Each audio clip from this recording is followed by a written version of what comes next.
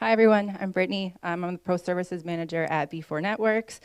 Real quick about me, I actually have a degree in sport management and a postgraduate degree in sport and event marketing.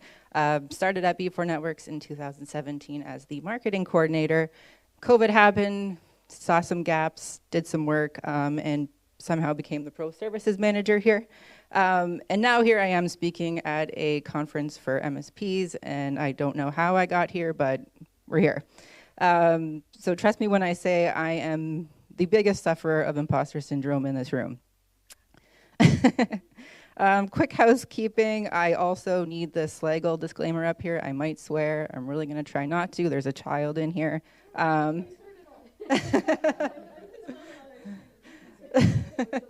Okay, I'll keep that in mind. Yeah, and if you played Codenames with me last night, you got a little bit of a taste of it too. So you're probably also wondering why I've got Amanda up here with me. Let's just say she is my emotional support boss, and she also severely peer pressured me into doing this talk today. If you couldn't tell, I'm nervous as hell, heck. But she told me that this is all to better myself and to practice public speaking, and how dare she want me to be better. And this will also make much more sense if you go to her shameless plug, Culture Triangle talk tomorrow at 3 p.m. Okay, so let's get into it. At B4 Networks, as the Pro Services Manager, I focus on client projects. I'm obviously not teaching you anything technical given my background, but I'll just give you a few quick tips on how you can get the most out of your meetings. So I want to point out too, this is how B4 Networks does it. This isn't Bible. This is just what works for us.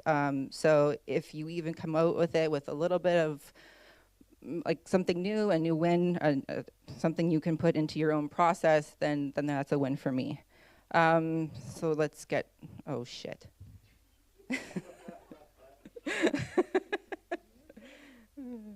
Okay, there we go.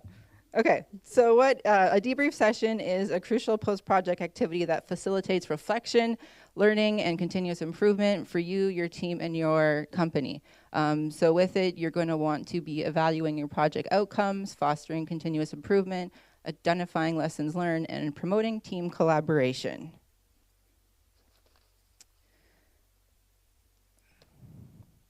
Right button that time. Okay. So the first thing you're going to want to do is in the project, you're going to want to have a spot before it even starts where you're going to track your project issues.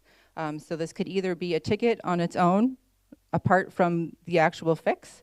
So it will help you down the line if you set it up that way, because you'll have one place to look that has everything for the meeting. In terms of timing, we've run across this a few times. Make sure that the meeting happens quickly after the project is over, because I don't know how many times we've had debrief sections, and I can't say why they weren't there, but the people who did the project no longer work for us. So that wasn't very effective. And then also, you want to have it quickly because time passes, people forget things. So just the sooner you can have it, the better for you and your company. Before you go into your meeting, make sure you do some research. Don't go in blind, and make sure the people involved in the project meeting don't go in blind either. So you can come to the meeting with your thoughts formed, an idea of what you're going to contribute, and I just take like 50 minutes. Just go through it. Go through the tickets. Go through that initial ticket I talked about earlier. You can even create a form that the people attending could fill in before they have to come to the meeting, so you know at least that they have done their work. Now, in the meeting itself, you're going to want to have somebody who's dedicated to taking the note and having a place to track the findings of the meeting. So for us, it's usually me. And we have in Halo, we have a specific ticket type for project debriefs, where we have custom fields with the questions that we're going to be asking, and you just fill it out, and it's in your PSA forever, and it's easy to reference if you ever need to. Not saying that you have to do that. Again, you can use Word, you can use Excel, just have something. All right, and then we're going to start asking the important questions. So the first one is going to be, did we complete the project on time? So that's easy to look at. Just look at your proposal. Did we do what we say we did? And if not, separate issue. We'll talk about it later.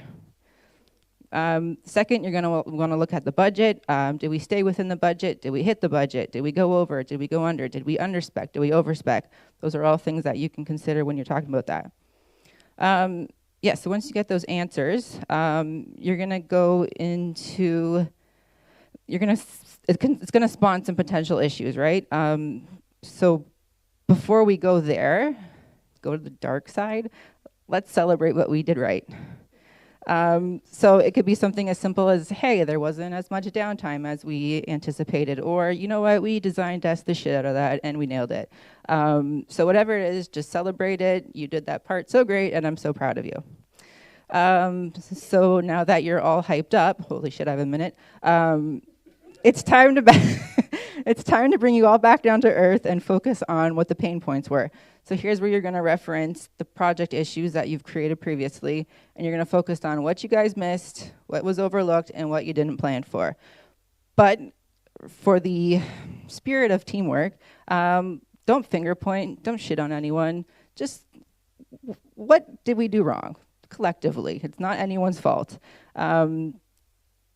So just highlight what the roadblocks were and move on to the next step. And now, okay, this is the, oh, fuck. I don't got it. Okay, I promise you the slide worked earlier. Okay. Okay, so now that you have all the information, what you're going to want to do is apply it. So make sure that you update your documentation, update your checklist, update your SOPs, update your sales process. Whatever you do, just make sure that what you've learned is implemented so you don't make the same mistakes again in the future. I'm getting cut off.